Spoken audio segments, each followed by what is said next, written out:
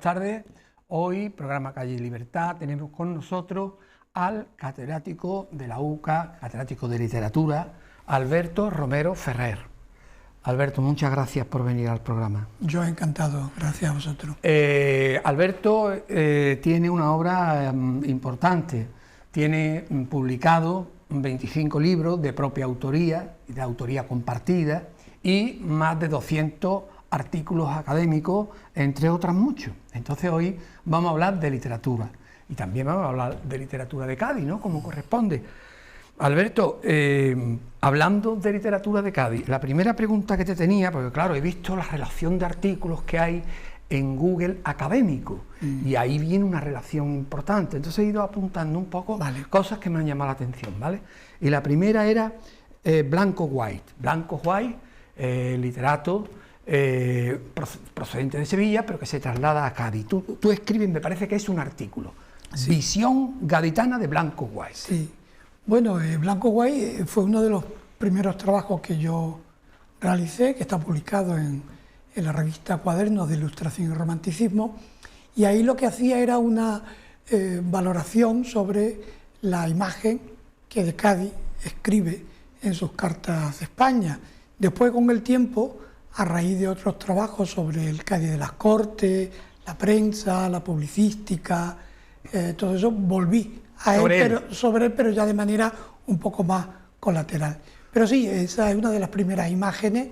¿Y qué dice Blanco White en ese primer momento sobre Cádiz? ¿Cómo te acuerdas de cómo era, cómo veía él? Bueno, él describe una ciudad, claro, lo hace desde el exilio en Inglaterra, ¿no? En Inglaterra, en Londres, y lo hace con un sentido también de mucha nostalgia, porque él se identificaba mucho con ese Cádiz cosmopolita, culto, festivo, divertido, que a su padre, curiosamente, no le hacía mucha gracia. Sí, y él, Blanco White, es muy crítico con la sociedad española, sí. Una sociedad carca, una sociedad del antiguo régimen, pero a Cádiz la salva un poco en ese sentido, ¿no?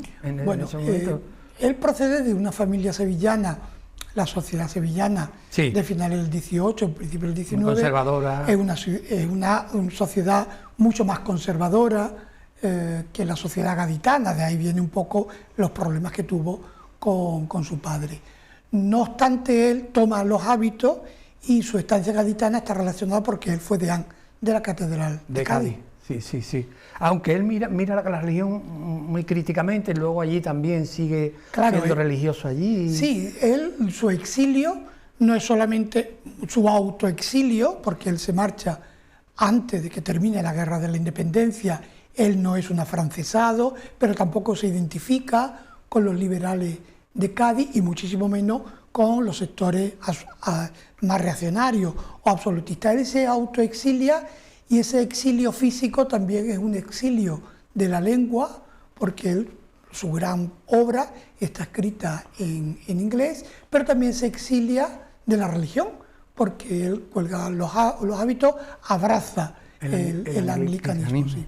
Y a lo largo de su vida tiene distintas crisis de fe. Religiosas, sí.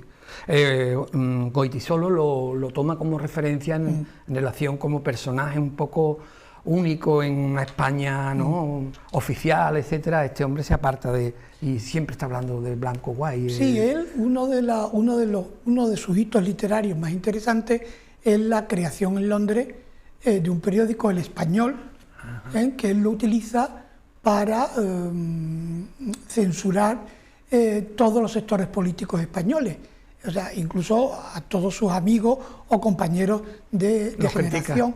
Y curiosamente, ese exilio, incluso de sí mismo a lo largo de su atormentada trayectoria vital y literaria, curiosamente le lleva a un olvido hasta los años 70 del siglo XX, que es cuando se produce la primera traducción al español del año 74 de Cartas de España y la recuperación paulatina del resto de su obra, y hoy en día, afortunadamente, podemos considerar como un autor clásico de las letras españolas entre la Ilustración y el ¿Llegó a volver a España, Alberto? No. Ya se quedó allí. No, sí. Claro. Otro asunto que has tocado, bueno, has tocado muchísimos asuntos, es el de la prensa en tiempo de las Cortes, 1810, sí. 1814. Me imagino que en la prensa habría diferentes tendencias, un poco como, aunque probablemente en Cádiz se puso los primeros pasos de la prensa de partido, de tendencia. ¿Cómo era? ¿De qué trata ese artículo? ¿Cómo se ve eso? Bueno, los trabajos míos relacionados con ese mundo están dentro de un proyecto de investigación y de un equipo de investigación con otros colegas míos, tanto de historia como de historia política, de derecho constitucional y de literatura española, porque nos dimos cuenta que a pesar de ser un periodo muy limitado de la historia de España, son pocos años, pero el volumen de texto es tan grande que es absolutamente inabarcable, ya no solamente por un solo equipo, o sea, es que hicimos mucho gracias a esa colaboración y a la generosidad de muchos compañeros, pero también se nos quedó muchos trabajos por muchos folletos, muchos periódicos. Por estudiar, porque era mucho, es mucho. O sea, en esos años, que insisto, son muy cortos, pero el tejido comunicativo de la prensa política, que nace en Cádiz, es de una riqueza, de una variedad extraordinaria, ¿no? Desde el punto de vista político, desde el punto de vista social, desde el punto de vista ideológico, ¿no? Entonces, recuperar esa riqueza, ese siglo de oro de la prensa española, que es en Cádiz, que es el inicio de la prensa moderna y de la libertad de imprenta, pues a mí me parecía que desde la universidad era algo que había que poner en valor y recuperar, y modestamente yo soy uno más en una larga... En ese proyecto de tantísima gente, ¿no? Sí, yo me imagino que, bueno, en la prensa pues habría tantas tendencias como grupos políticos, sociales, un poco... es el precedente de lo que pasa hoy, que a veces ocurre un hecho político y lees diferentes periódicos y los titulares parece que han visto una cosa distinta. Claro, lo que sucede es que la prensa en esa época no es para dar información, que también, sino fundamentalmente para dar opinión. Y esas cabeceras periodísticas son el arma literaria de una determinada ideología, no un partido político, porque en esa época como tales no existen, pero sí de distintos grupos. Semanario Patriótico, liderado por Quintana, es un poco la gran cabecera liberal, por ejemplo, ¿no? El procurador general del rey es la cabecera de los sectores más absolutistas. Claro. ¿Y son periódicos que se extienden o quedan más bien en el reducto de la zona, o llegan incluso a extenderse desde aquí, desde Cádiz? Sí, se llegan a extender desde Cádiz, es decir, el efecto de expansión de todo lo que sucede, todo lo que se publica en Cádiz, España, ¿no? Tiene una incidencia directa en el resto de la aquello de qué pasa en Cádiz, ¿no? ¿Qué pasa en Cádiz? Era qué pasa en España. Era España entera, ¿no? Claro.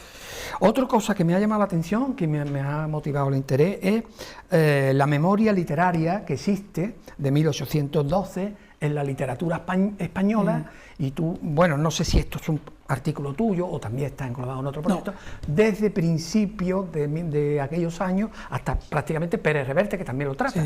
Sí, ese es un libro que se llama... Es un libro, ¿no? Es un libro, vale, publicado por la Fundación Lara, que lo que hace memoria histórica y literatura de Jovellanos a Pérez Reverte, y lo que hago es un recorrido por una especie de catálogo comentado de ensayo, teatro, poesía, novela, que tiene a la Guerra de la Independencia y especialmente a las Cortes de Cádiz como núcleo argumental. Y vemos que ahí hay una estela bastante importante. Tal vez los textos más llamativos son los episodios nacionales de Pérez Galdós, pero hay mucho antes, incluso contemporáneo a los acontecimientos, y me parecía que ese libro se publicó, creo que el libro mío me refiero, con motivo del bicentenario de la Constitución, y se hace ese recorrido.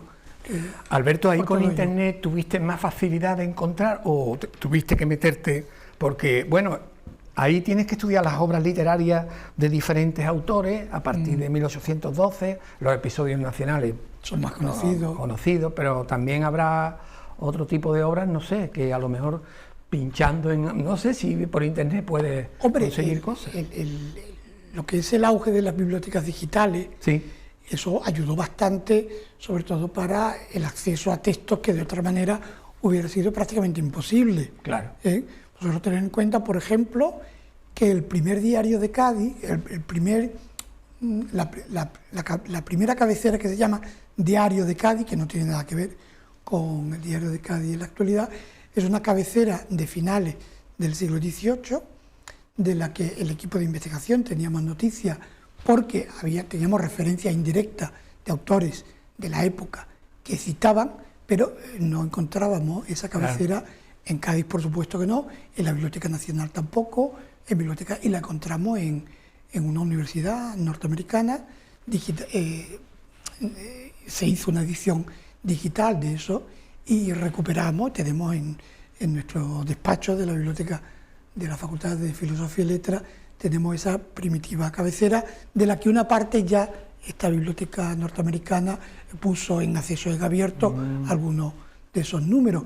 Entonces, claro, el salto de acceso a la información sí fue algo tremendamente positivo. Claro. El problema era ver qué textos trataban sobre eso, porque claro, a muchas novelas o muchas poesías, por el título, tú no sabes cuál es el tema a tratar. Entonces, claro, hubo que hacer una labor de albañilería filológica, como yo llamo, o de albañilería. Pico y pala leyendo, a ver los contenidos, a ver si realmente se ajustaban. ¿Se ajustaban o no?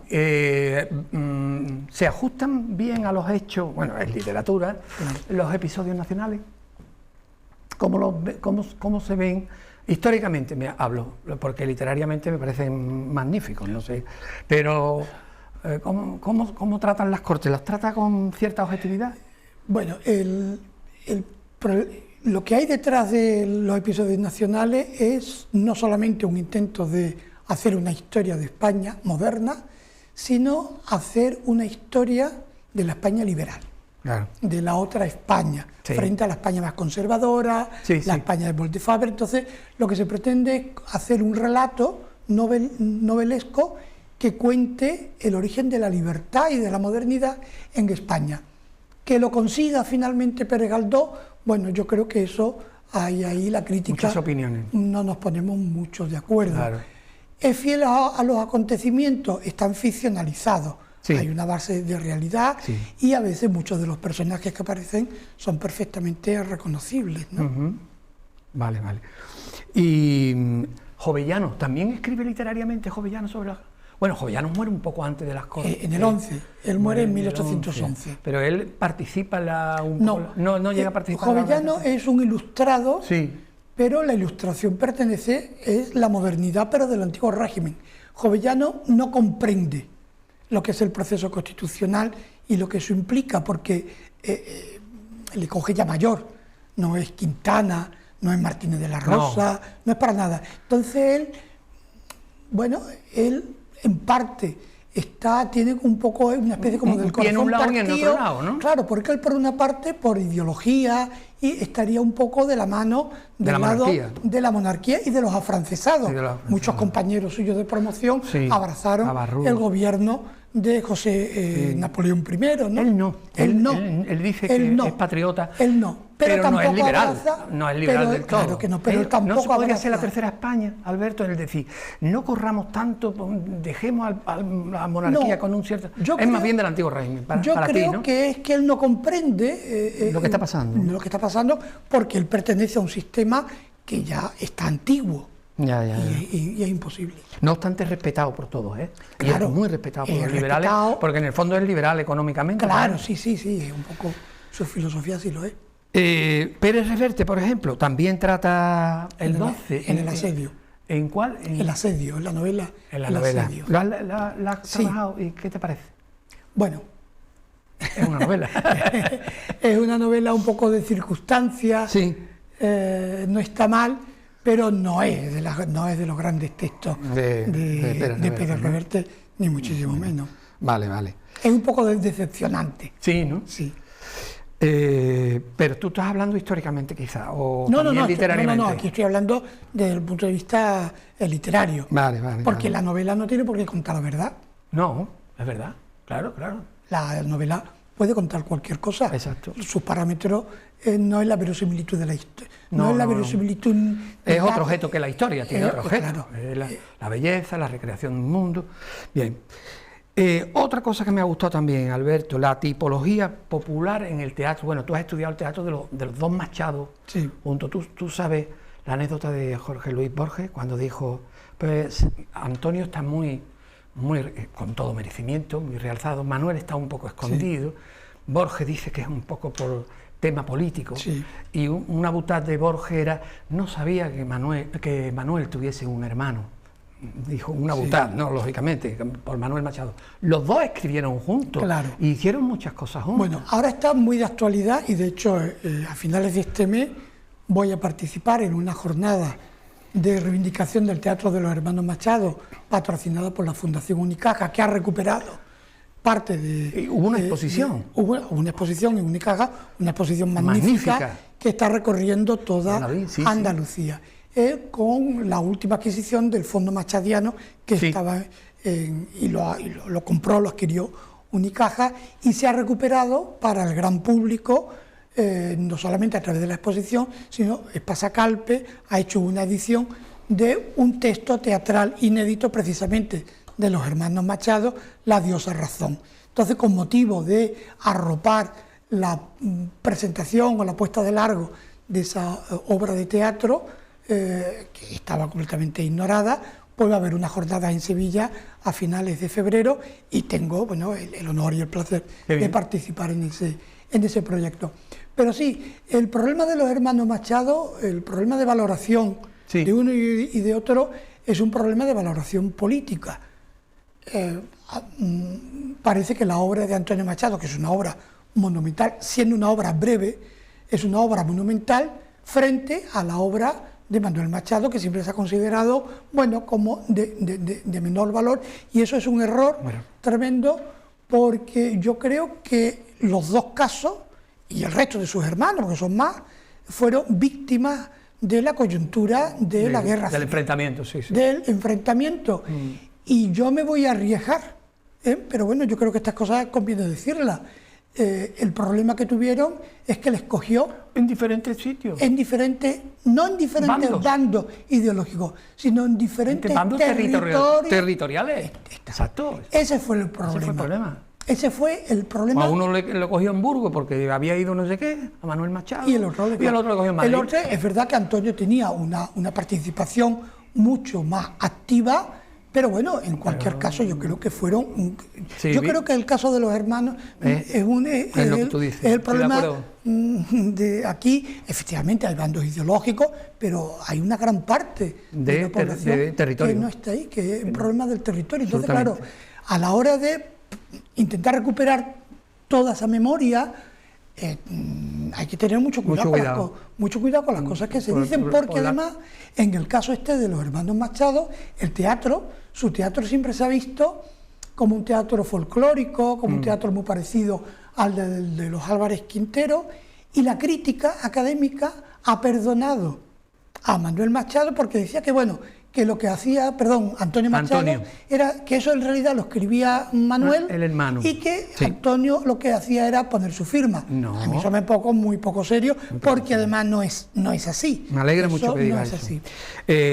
Alberto, hablando de folclorismo, tu libro, el libro que de verdad a mí me ha sorprendido, además me ha gustado mucho cuando has participado en la serie sobre Lola Flores, Lola Flores, Cultura Popular, Memoria Sentimental e Historia del Espectáculo. Sí. Es un libro que te ha dado muchas satisfacciones, me comentabas antes de entrar aquí. ¿Cómo surge? Porque claro, en principio dice Lola Flores en la universidad, pero todo es susceptible de estudiar. ¿Cómo te hace, te motivas para escribir sobre Lola Flores? Yo creo que aquí hay como tres historias que dialogan en paralelo. Sí. Una de carácter puramente personal, que porque Lola Flores y todo su entorno, Manolo Caracol, Porriña de Badajoz, forma parte un poco la banda sonora de nuestros padres y de cuando éramos pequeños, era algo que se escuchaba mucho en mi casa, no porque mi casa gustara especialmente, sino porque eso se escuchaba, era lo normal, a través de la radio y a través de los tocadiscos, ¿no? Entonces, bueno, eso estaba ahí. Sí. Y eso va generando, bueno, pues una cierta familiaridad y un gusto por ese mundo sin más pretensiones. Eso estaba por ahí. Después, paralelo, bueno, yo estoy más especializado en la historia del teatro español y me di cuenta que para todo la segunda mitad del siglo XX, que se estudia, bueno, Agüero Vallejo, todo el teatro independiente, Joglars, comediante, todo esto, pero no dejaba todo este teatro, que obviamente teatro clásico, teatro muy importante, pero no era el teatro verdaderamente popular que llenaba. ¿Dónde estaba el público popular? Y el público popular estaba precisamente en los espectáculos de copla de Quintero, León y Quiroga, sí, con Lola Flores, con Antoñita Moreno, con Marife de Triana, con todas, Reina, ¿no? Con Juanita Reina, con Dolores Abril, con Juanito Valderrama, y bueno, esta historia habría que contarla. Y claro, había por tanto un proyecto académico que en principio no tenía nada que ver con lo otro, y lo interesante es cuando surge la tercera historia, cuando yo combino ambas lecturas, ambos recursos, y me doy cuenta que ahí hay una historia bastante profunda, más allá de la frivolidad o el carácter superficial que pueda tener el personaje, que lo tiene, sino que hay una historia detrás, que es la historia del espectáculo, la historia del entretenimiento, la historia del cine, la historia de la televisión. Y la enorme satisfacción que tuve, además del premio que me dieron, que estuvo muy bien, fue que, bueno, pues hace un par de años me llama, recibo una llamada de Movistar Plus, ¿no? Y de una productora para contar conmigo, para participar como colaborador en un proyecto de una serie sobre Lola Flores. Me entrevisté con el director, y que era un tío muy joven, que apenas conocía, me confesaba él, que él cuando le proponen la historia se sorprende, porque a él todo eso le parecía un mundo como de marciano, pero que empezó a investigar, empezó a ver y vio precisamente que había esas profundidades. Ahí es cuando entro yo. Y entonces, claro, contaron conmigo, para mí ha sido una experiencia muy satisfactoria, muy divertida, muy entretenida, y desde el punto de vista académico, bueno, pues poner al servicio de la gente que está fuera de la universidad cosas que podemos hacer desde dentro de la universidad y que interese a la gente. Y una prueba está el éxito tan extraordinario que ha tenido la serie. Alberto, ¿te gusta Lola Flores? Sí, claro, me gusta mucho. También. Hablabas tú de cómo era León, Quintero, León y Quiroga. El triunvirato de la copla. Pero es que hay coplas que son verdaderos, no sé, me parecen genialidades literarias, ¿no? Resumir en una historia. Claro, aquí el problema de todo ese mundo es que con la muerte de Franco todo eso se identifica con el franquismo. Y eso, sí. Y eso ha hecho muchísimo daño. Y parece ser que ese mundo era el culpable de todo. Pero ya me parece a mí que eso ya está en trance de recuperarse en parte. Eso está en vías de... Pero todavía continúa un poco. Todavía continúa, claro. Sí, hay que tener en cuenta que ese mundo forma parte de lo que yo llamo el franquismo sociológico. Que no tiene nada que ver... Bueno, que la sociedad con la política, directamente con la dictadura. Y la afección política o no de cualquier figura que tuviera una proyección pública en los años 40 o 50, a ver quién era el listo o el valiente, y eso lo confiesa gente tan comprometida políticamente como puede ser un Miguel Río o Joan Manuel Serrat cuando le preguntan por esto. Totalmente. Mire, a mí yo no iba al Pardo porque yo no era nadie, pero si yo hubiera sido más importante, hubiera tenido que ir. Y a mí esa honestidad, por la verdad... Alberto, estaría un montón de tiempo hablando contigo, me encanta todo lo que estamos comentando, pero es que nos tenemos que ir. Pero no quiero irme sin preguntarte por los literatos gaditanos raros y al mismo tiempo por lo que comentamos antes de la vida literaria que hubo en los 50, 60 aquí en la misma ciudad. Lo resumimos y nos tenemos que ir. Sí, bueno, a raíz un poco en los años 50 y 60 hay una extraordinaria actividad literaria con revistas que ya forman parte del canon literario peninsular. Ahí surgen figuras tan importantes como Pilar Papas Amaro o Fernando Quiñones. Hay paralelo a eso un gran movimiento de teatro independiente, ahí está Carrusel, teatro independiente gaditano, Quimera, y eso tiene una efervescencia y una riqueza francamente extraordinaria. Pero es que no hay que olvidarse que Cádiz, desde el siglo XVI, ha tenido una extraordinaria tradición literaria, y de hecho elaboramos un proyecto de investigación con otros compañeros del Departamento de Literatura Española de la Universidad de Cádiz, con alumnos del último curso, con alumnos de doctorado, y elaboramos un prediccionario en donde llegamos a localizar más de 600 escritores y escritoras con obras abundantes, con obras importantes. Y ese libro al que tú te refieres, de 25 escritores gaditanos raros y curiosos, es una pequeña muestra de lo que hay detrás, ¿no? Sí. Y todo, bueno, ese proyecto está ahí, es un proyecto que necesita de muchas manos, es un proyecto complicado, pero que, bueno, que poco a poco le de ahí poquito a poco, y igual que sacamos esos 25, pues dentro de un tiempo sacar otros 25, que ya serán 50, y así poco a poco, porque es una labor de hormiguita y sobre todo de mucha colaboración. Alberto, me ha encantado la charla contigo. Yo encantado de venir aquí, sobre todo para que esto que se llama ahora en la universidad transferencia del conocimiento a la sociedad, también lo hacemos desde las humanidades y desde las letras. Muy bien, pues muchísimas gracias. No, a vosotros, a ti. Y a ustedes gracias por estar ahí y hasta el próximo programa. Buenas tardes.